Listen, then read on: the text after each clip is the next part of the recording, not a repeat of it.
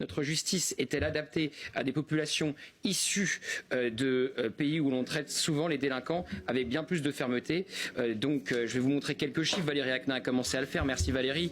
24,4%, soit un quart des récidivistes sortis de prison en 2020 sont des étrangers. On a donc une forte surreprésentation des étrangers dans la population récidiviste et 24,5% des détenus dans les prisons françaises sont des étrangers. Alors que c'est 7,6% de la population résidant en France qui est étrangère. On accueille sur le plateau Alice Cordier du collectif Némésis. Bonsoir Alice. Vous alertez souvent sur le lien immigration et insécurité. Vous êtes aux côtés des femmes quand aucune autre féministe n'est là. Je pense à Claire Géronimi, violée par un centrafricain sous OQTF dans le hall de son immeuble. Vous étiez au procès quand aucune féministe n'était là. Pire, elle a reçu des critiques de féministes. Vous étiez là pour Lola, vous étiez là pour Philippine qui a été tuée, violée par un récidiviste sous OQTF. Nous sommes avec Claude Butin. Bonsoir. Bonsoir. Claude Butin, vous êtes un ancien juge et magistrat. Et nous sommes avec Nathalie. Nathalie, bonsoir. Je vais résumer votre histoire puisque vous êtes une victime. Nathalie, vous avez 41 ans. Vous êtes mère de famille de 5 enfants. Vous êtes traumatisée puisque le 16 octobre 2022, vous retrouvez un homme rencontré sur les réseaux sociaux. Vous passez la journée ensemble. Le soir, il vous fait boire un verre et vous drogue. Il vous aurait violé et aurait appelé un ami pour lui à le rejoindre. Vous avez porté plainte contre 2 personnes, donc vos 2 violeurs présumés, qui sont 2 Kurdes sous OQTF qui ont été interpellés. Ils ont été placés en détention provisoire jusqu'au procès. Ils ont été acquittés. C'est pour ça que je mets tout au conditionnel. Et libérés en décembre 2025, placés sous contrôle judiciaire, mais le parquet a décidé de faire appel de cet acquittement et donc ils vont repasser devant les juges et à l'heure où on se parle, ils sont présumés innocents. On va avoir votre témoignage dans un instant, puisque alors là, vous voyez encore, vous avez 2 personnes sous OQTF, 2 Kurdes, qui ont violé Nathalie, c'est les accusations que vous portez. Le parquet a trouvé tellement choquant qu'il soit relaxé qu'il a fait appel. Donc, et on aura votre histoire dans un instant. Mais pour élargir avec vous, Alice Cordier, je le disais, on a commencé cette émission en voyant le visage de Philippine. Bon, Philippine, c'est la victime parfaite à la fois de la récidive et d'une partie, on voit le visage de Philippine, d'une partie des personnes sous OQTF qui passent à l'acte. Je pense à la bourreau de Lola, au bourreau de Philippine. Donc il y a le lien entre insécurité et une partie de l'immigration, mais il y a aussi le lien avec ce qui nous intéresse ce soir, c'est la récidive, puisque cet homme-là avait déjà violé. Et vous accompagnez de nombreuses victimes. Vous voyez souvent ce lien avec une partie de l'immigration et souvent aussi dans des affaires de récidive. Complètement. C'est l'affaire Philippine, comme vous l'avez dit, on est un exemple parfait. Mais je suis contente de vous rencontrer sur Nathalie, puisqu'on a échangé. Et malheureusement, on croule tellement sous les demandes, je vous le dis, qu'on a eu du mal à vous accompagner. Je suis vraiment désolée. Parce que, en fait, honnêtement, Gauthier, c'est toutes les semaines, plusieurs fois par semaine, qu'on reçoit des demandes de femmes qui nous expliquent qu'elles ont été agressées, que l'agresseur était déjà connu des services de police, mais que malheureusement, cela n'a absolument rien pu donner. Il y a un chiffre qui est sorti qui est extrêmement intéressant, c'est que 42% des condamnés par la justice française sont récidivistes ou réitérants. Récidiviste, c'est que sous 5 ans, ils recommettent exactement le même acte. Réitérant, c'est qu'ils commettent un autre acte illégal sous 5 ans. Et on se rend compte qu'à ce niveau-là, il y aurait moyen, en fait, si on avait une justice vraiment ferme, vraiment claire et vraiment qui applique les peines maximales, on aurait peut-être moins de récidivistes ou moins de réitérants. Visiblement, aujourd'hui, ce n'est pas le cas. On est face à des agresseurs qui n'ont pas peur de la prison, qui n'ont pas peur de la justice. Nous, on assiste à des procès au quotidien et on est face à en fait, si on ne médiatise pas, nous, le procès et qu'on ne fait pas ce qu'on va appeler la récupération politique, qui est tant décriée par un certain nombre de médias, mais qui, en fait, permet quand même une médiatisation du procès, eh bien, je peux vous assurer que les peines, ça se voit, elles ne sont pas les mêmes. Nathalie, racontez-nous ce qui vous est arrivé. D'accord. En fait, j'ai connu un homme sur TikTok. Je faisais des lives et lui montait, parce que moi j'avais un petit peu plus d'abonnés que lui. Moi je suis sur TikTok pour danser, pour rigoler, pour tout ça en fait. Et le problème c'est que lui il cherchait après quelqu'un, enfin une femme. Et après, on s'est parlé, tout ça, on s'est échangé et je parlais avec lui. Désolée, c'est un petit peu difficile. Je vous en prie. Et après, je suis allée parce qu'il m'a contacté et il voulait que j'y aille et il m'a donné 3 rendez-vous et je suis pas allée. Et le troisième rendez-vous, je suis allée et il m'a payé mon billet. Je suis allée, tout ça, et la journée était très gentille avec moi. Il n'y avait rien à dire. Je me sentais en sécurité. J'étais pas, voilà.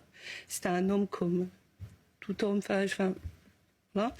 Et le soir, je ne sais pas ce qui s'est passé dans sa tête. Il m'a donné une canette à boire. Je l'ai bu et j'ai demandé pour dormir et il a préparé 3 matelas par terre et j'ai dormi. Moi, j'ai dormi, j'étais tellement fatiguée. Et après, il m'a dit, je vais chercher un paquet de cigarettes. Et moi, je me suis endormie complètement. Hein. Et j'avais enlevé mon haut et je dormais. Et j'ai été réveillée par des choses, des mains. Voilà. Et il avait contacté quelqu'un et ils m'ont violée, les deux.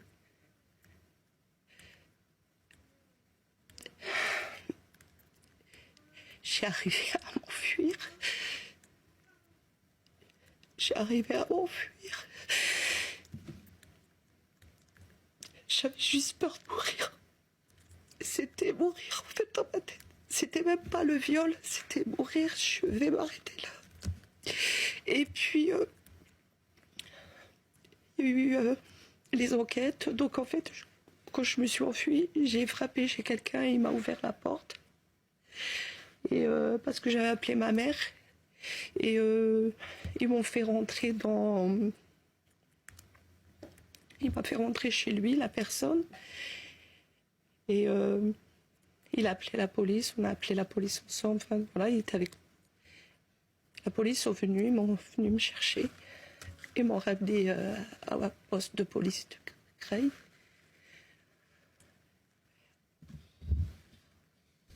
Et tout s'est enchaîné. Tous les plaintes. Tout l'hôpital. J'étais aux urgences. Ils ont retrouvé l'ADN des deux. Comment la justice a pu les acquitter en première instance? Je sais pas, c'est pas normal. Il y a quelque chose qui tourne pas rond dans cette histoire. Parce qu'il y a eu des aveux. Il y a eu des aveux? Oui. Et ils ont été acquittés? Oui, hein, il a fait comprendre que. Il a dit qu'il n'y avait pas une seule nuit qu'il dort bien en fait, et qu'il demande que Dieu le punisse. Et que vous a dit la justice au moment de les acquitter? Ils ont dit faute de preuves? Qu'est-ce qu'ils ont dit comme explication? Ils m'ont dit on vous croit. Mais on les acquitte. Mais on les acquitte. Et donc le parquet a fait appel? Oui. Et vous savez quand ce deuxième procès aura lieu? Non. Et le temps de l'appel, est-ce qu'ils sont libres ces deux hommes? Oui, libres. Oui. Donc ils sont sous OQTF? Oui. Et ils ont commis aussi des délits en prison. Un seul. Qu'est-ce qu'il a commis en prison, celui qui a commis des délits? Trafic de drogue. Parce qu'il était en détention provisoire jusqu'à l'acquittement? Il a fait, quand il était en prison, il a fait des choses pas nettes. Il a tapé, il a été violent. Je suis désespéré des témoignages qui succèdent sur ce plateau. Claude Butin, vous qui avez été magistrat, c'est-à-dire qu'on a deux personnes qui ont, selon Nathalie, l'ont violé. Je dis selon parce qu'il y a eu un acquittement en première instance. Ils sont libres. On avait une histoire avant vous, vous avez sans doute écouté, d'un jeune homme qui s'est suicidé parce que son bourreau est sorti de prison au bout de 2 ans et demi, qu'on l'a pas prévenu et qu'il est retourné vivre juste à côté de lui.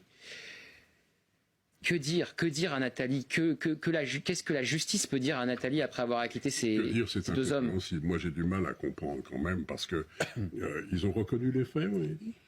Il y en a un, il a écrit une lettre en kurde Et il avait envoyé à sa mère, à sa famille, pour demander de l'argent. Et dans la lettre, il dit qu'il n'y a pas une nuit qu'il ne regrette pas de ce qu'il a fait, en fait. Et que le Dieu le punisse. Mais visiblement, le parquet a fait appel, donc Alors, le parquet est choqué appel, aussi de cette décision. C'est vraiment...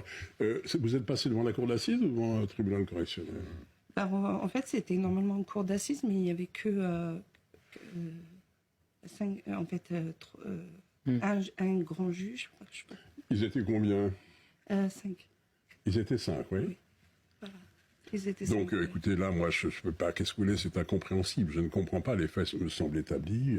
Paraissait tout à fait. Ils ont changé aussi 5-6 fois de version. Et même entre eux, ça ne concorde en rien. Il y a eu des messages entre eux.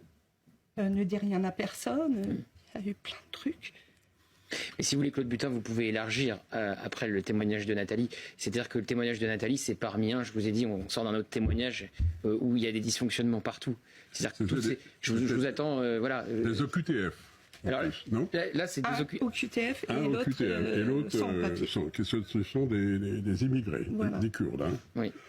Alors, bon, sur votre affaire en particulier, c'est difficile parce que je n'ai pas... ça me paraît tellement surréaliste, cette histoire, que j'ai du mal à comprendre. Moi, de toute ma carrière, j'ai jamais vu ça. Maintenant, sur les OQTF, on peut... Et sur l'immigration... Non, mais sur l'immigration, si vous voulez, ou sur les dysfonctionnements de la justice. Les dysfonctionnements, je ne comprends pas. Là, on a fait appel. Il y a un appel du parquet qui sera... L'affaire sera rejugée. Ça va être encore un traumatisme pour vous. Il faut vous préparer. Oui, ça a été déjà difficile. Ça a été difficile, j'ai conscience de ça. Mais je ne peux rien dire sur ce dossier que je ne connais pas. Je ne peux que m'offusquer de ce que j'entends, de ce que vous me dites et puis de ce que vous me déclarez, parce que c'est incompréhensible. Mais la justice est parfois incompréhensible. Voilà. Et difficile d'expliquer une décision de justice. Quand on est à l'extérieur et qu'on n'assiste pas au délibéré, même pour les journalistes, des fois on est toujours plus ou moins surpris d'une décision de justice. On s'attend pas. De toute façon, on n'est jamais, je vous dis une chose, on n'est jamais satisfait d'une décision de justice. Lorsqu'il y a deux plaideurs, il y en a forcément un qui est mécontent. Mais là, au pénal, quand une victime comme vous, je pense, a subi un traumatisme tel que vous venez de le décrire, j'ai du mal à comprendre. Alors, et est-ce que vous avez, dans votre carrière, Claude Butin, vu un lien parfois entre immigration et insécurité ? Alors, dans ma carrière, j'ai jamais considéré un individu en fonction de ses origines, son ethnie, etc. Mais il y a des statistiques qui ont été faites. Je sais que il y a des liens qui sont faits entre immigration et détenus et délinquance. Il y a eu une enquête qui a été faite récemment. Là, on a 62% de gens en prison qui sont d'origine étrangère. Il y a vraiment un phénomène. Mais immigration et récidive, pour moi, c'est antinomique. Parce que si la personne est en situation irrégulière, il commet une première infraction. Normalement, il doit être placé sous expulsion. Philippines, il n'a pas l'occasion, il ne doit pas avoir l'occasion. Il avait déjà violé, et il n'y a pas eu de laissez-passer consulaire, et il est donc sorti de centre de rétention administratif. Il était soi-disant dans un hôtel, et en fait, il n'y était pas, et il a violé et tué Philippines alors qu'il avait déjà violé. Vous nous dites que vos bourreaux présumés, encore une fois, après vous avoir violé, selon vous, parce que je le rappelle, il y a eu donc un acquittement en première instance, ils ont fait du trafic de drogue en prison. Ouais, donc il y a de la récidive, là aussi. Vous voyez, il y a Eric Tegner sur le lien entre une partie de l'immigration et l'insécurité en 30 secondes et on fait la pause. Aujourd'hui, il est évident, on a 25% des prisons effectivement qui ont aujourd'hui des étrangers sur le territoire. Ensuite, si les OQTF étaient appliqués, eh bien tout simplement ce type de viol ne serait pas arrivé. Ça, c'est une certitude. On ne peut pas empêcher tous les crimes aujourd'hui en France, mais les crimes des OQTF, ça normalement, théoriquement, c'est censé être très facile. Et l'origine aujourd'hui de ces individus d'origine étrangère, on les connaît, c'est d'abord l'Algérie et les autres, les pays du Maghreb. On va parler des intouchables dans un instant, ceux qui ne sont jamais condamnés réellement sévèrement et qui peuvent recommencer. Vous savez, le dealer que les policiers arrêtent sans cesse et qu'ils retrouvent toujours sur le même point de deal, ces récidivistes qui semblent être intouchables. À tout de suite.